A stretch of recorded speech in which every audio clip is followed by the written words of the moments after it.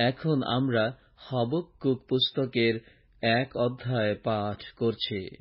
কলদীয়দের দৌরাত্ম্য ও দণ্ড। হাবাক্কুক ভাববাদীর ভারবাণী।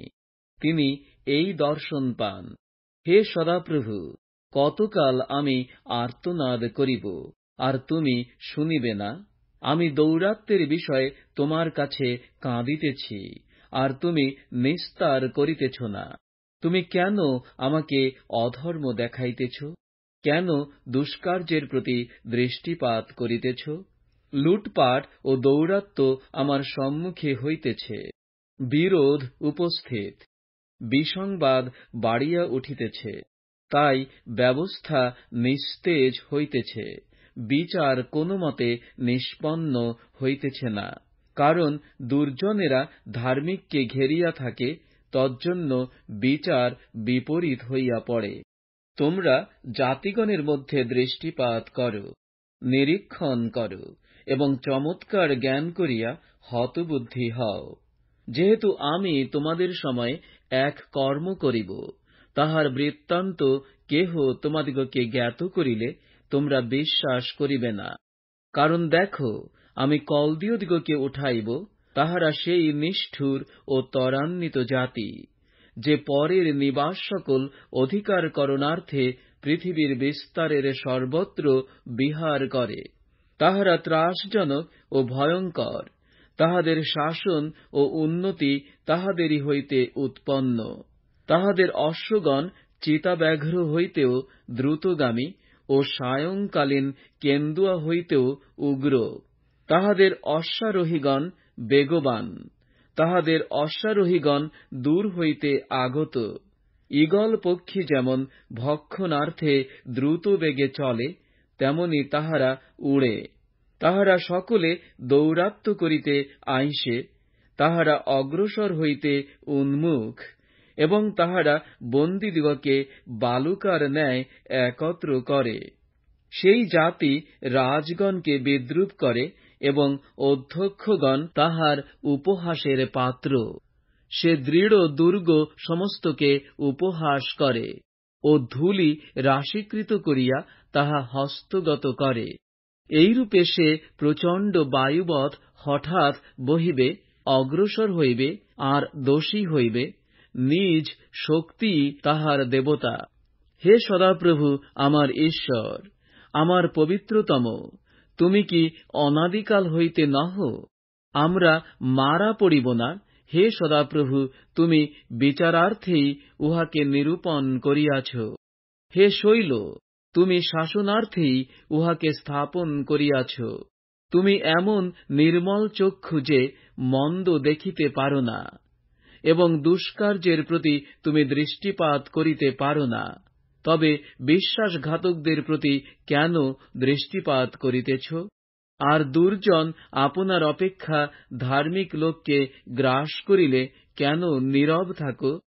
মনুষ্যদিগকে সমুদ্রের মৎস্যতুল্য কিংবা অসামিক কীট তুল্য কেন করো? সে সকলকে বড়শিতে তুলে তাহাদিগকে নিজ জালে ধরে, খালুইতে একত্র করে। এই জন্য সে আনন্দিত ও উল্লসিত হয়। এই জন্য সে আপন জালের উদ্দেশ্যে বলিদান করে ও আপন খালুইয়ের উদ্দেশ্যে ধূপ জ্বালায়। কেননা তদ্বারা তাহার অংশ পুষ্ট ও তাহার খাদ্য মেদযুক্ত হয়। এই জন্য সে কি আপন জালের মধ্য হইতে মৎস্য বাহির করিতে থাকিবে, ও মমতা না করিয়া নিরন্তর জাতিগণকে বধ করিবে?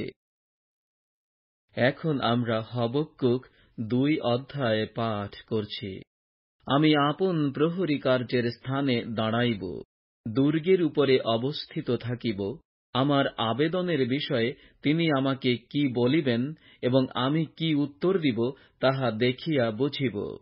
তখন সদাপ্রভু উত্তর করিয়া আমাকে কহিলেন, এই দর্শনের কথা লিখো, সুস্পষ্ট করিয়া ফলকে খুদো, যে পাঠ করে সে যেন দৌড়াইতে পারে।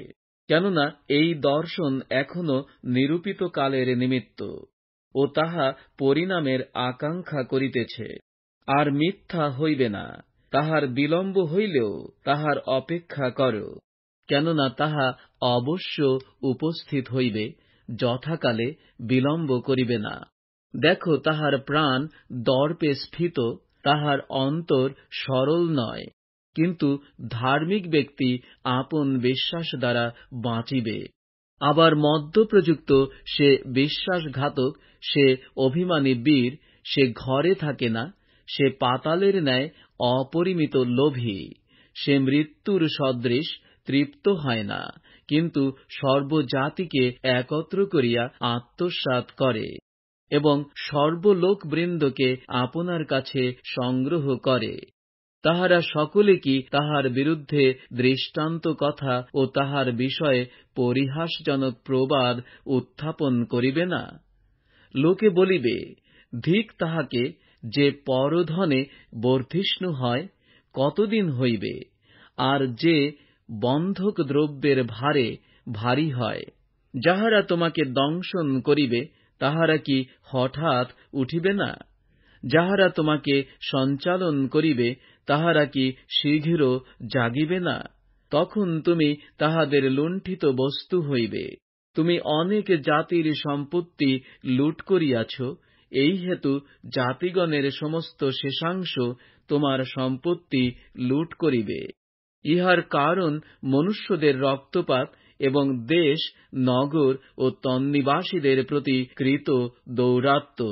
ধিক তাহাকে যে আপন কুলের নিমিত্ত কুলাভ সংগ্রহ করে, যেন উচ্চে বাসা করিতে পারে, যেন অমঙ্গলের হস্ত হইতে উদ্ধার পাইতে পারে। অনেক জাতিকে উচ্ছিন্ন করাতে তুমি আপন কুলের লজ্জাজনক মন্ত্রণা করিয়াছ ও আপন প্রাণের বিরুদ্ধে পাপ করিয়াছ। কেননা দেওয়ালের মধ্য হইতে প্রস্তর কাঁদিবে ও কাষ্ঠের মধ্য হইতে বর্গা তাহার উত্তর দিবে। ধিক তাহাকে যে রক্তপাত দ্বারা পুরী গাঁথে, যে অন্যায় দ্বারা নগর সংস্থান করে। দেখো, ইহা কি বাহিনীগণের সদাপ্রভু হইতে হয় না যে লোকবৃন্দ অগ্নির জন্য পরিশ্রম করে এবং জাতিগণ অলিকতার জন্য ক্লান্ত হয়? কারণ সমুদ্র যেমন জলে আচ্ছন্ন, তেমনি পৃথিবী সদাপ্রভুর মহিমা বিষয়ক জ্ঞানে পরিপূর্ণ হইবে। ধিক তাহাকে যে আপন প্রতিবাসীকে পান করায়। তুমি ভাণ্ডে তোমার বিষ মিশাইয়া থাকো, আবার তাহাকে মত্ত করিয়া থাকো, যেন তুমি তাহাদের উলঙ্গতার প্রতি দৃষ্টিপাত করিতে পারো। তুমি সম্মানের স্থানে অপমানেই পরিপূর্ণ হইয়াছ, তুমিও পান করিয়া অচ্ছিন্ন ত্বকের ন্যায় হও। সদাপ্রভুর দক্ষিণ হস্তস্থিত পানপাত্র তোমার দিকে ফিরানো যাইবে ও তোমার গৌরবের উপরে জঘন্য লজ্জা উপস্থিত হইবে।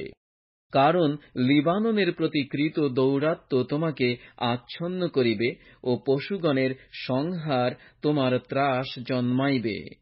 ইহার কারণ মনুষ্যদের রক্তপাত এবং দেশ, নগর ও তন্নিবাসীদের প্রতি কৃত দৌরাত্ম্য। খোদিত প্রতিমায় উপকার কি যে তাহার নির্মাতা তাহা খোদন করে? ছাঁচে ঢালা প্রতিমার ও মিথ্যার শিক্ষকেই বা উপকার কি যে আপনার নির্মিত বস্তুর নির্মাতা তাহাতে বিশ্বাস করিয়া অবাক অবস্তু নির্মাণ করে? ধিক তাহাকে যে কাষ্ঠকে বলে, তুমি জাগো, অবাক প্রস্তরকে বলে, তুমি উঠো। সে কি শিক্ষা দিবে? দেখো, সে সুবর্ণ ও রৌপ্য মণ্ডিত, তাহার অন্তরে শ্বাসবায়ুর লেশও নাই। কিন্তু সদাপ্রভু আপন পবিত্র মন্দিরে আছেন। সমস্ত পৃথিবী তাহার সম্মুখে নীরব থাকো। এখন আমরা হবক্কুক 3 অধ্যায় পাঠ করছি। হবক্কুকের স্তোত্র। হবক্কুক ভাববাদীর প্রার্থনা, স্বর শিগিওনোত। হে সদাপ্রভু, আমি তোমার বার্তা শুনিলাম, ভীত হইলাম। হে সদাপ্রভু, বৎসর সমূহের মধ্যে তোমার কর্ম সজীব করো, বৎসর সমূহের মধ্যে জ্ঞাত করো, কোপের সময়ে করুণা স্মরণ করো। ঈশ্বর তৈমন হইতে আসিতেছেন, পারণ পর্বত হইতে পবিত্রতম আসিতেছেন। আকাশমণ্ডল তাঁহার প্রভায় সমাচ্ছন্ন, পৃথিবী তাঁহার প্রশংসায় পরিপূর্ণ। তাঁহার তেজ দীপ্তির তুল্য, তাঁহার হস্ত হইতে কিরণ নির্গত হয়। ওই স্থান তাঁহার পরাক্রমের অন্তরাল। তাঁহার অগ্রে অগ্রে মহামারী চলে, তাঁহার পদচিহ্ন দিয়া মড়ক গমন করে।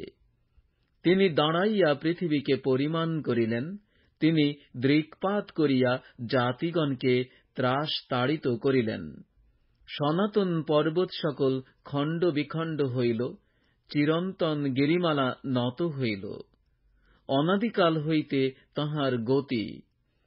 আমি দেখিলাম কুশনের তাম্বু সকল ক্লিষ্ট, মিদিয়ন দেশীয় যবনিকা সকল কম্পিত হইল।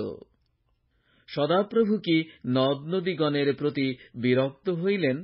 তোমার ক্রোধ কি নদ নদীগণের উপরে বর্তিল? সমুদ্রের প্রতি কি তোমার কোপ হইল যে তুমি তোমার অশ্বগণে আরোহণ করিলে? পরিত্রাণ সাধক তোমার রথসমূহে আরোহণ করিলে। তোমার ধনুক একেবারে অনাবৃত, বাক্যমূলক দণ্ড সকল শপথ দ্বারা স্থিরীকৃত। তুমি ভূতলকে বিদীর্ণ করিয়া নদ নদীময় করিলে। পর্বতগণ তোমাকে দেখিয়া কাঁপিয়া উঠিল। প্রচণ্ড জলরাশি বহিয়া গেল, বারিধি আপন রব উদীর্ণ করিল, আপন হস্তদয় উচ্চে উঠাইল। সূর্য ও চন্দ্র স্ব বাসস্থানে দাঁড়াইয়া থাকিল, তোমার দ্রুতগামী বাণসমূহের দীপ্তিতে, তোমার বজ্ররূপ বর্ষার তেজে। তুমি ক্রোধে ভূতল দিয়া গমন করিলে, কোপে জাতিগণকে শস্যবৎ মর্দন করিলে। তুমি যাত্রা করিলে আপন প্রজাগণকে পরিত্রাণার্থে, আপন অভিষিক্ত লোকের পরিত্রাণার্থে।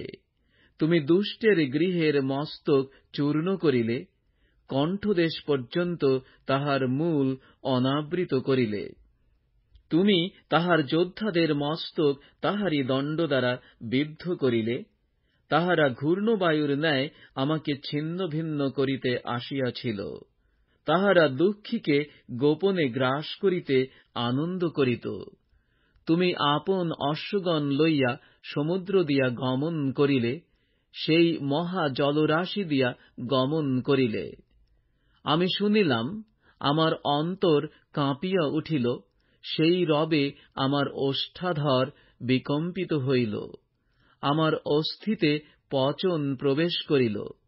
আমি স্বস্থানে কম্পিত হইলাম, কারণ আমাকে বিশ্রাম করিতে হইবে সংকটের দিনের অপেক্ষায়, যখন আক্রমণকারীরা আসিবে লোকদের বিরুদ্ধে।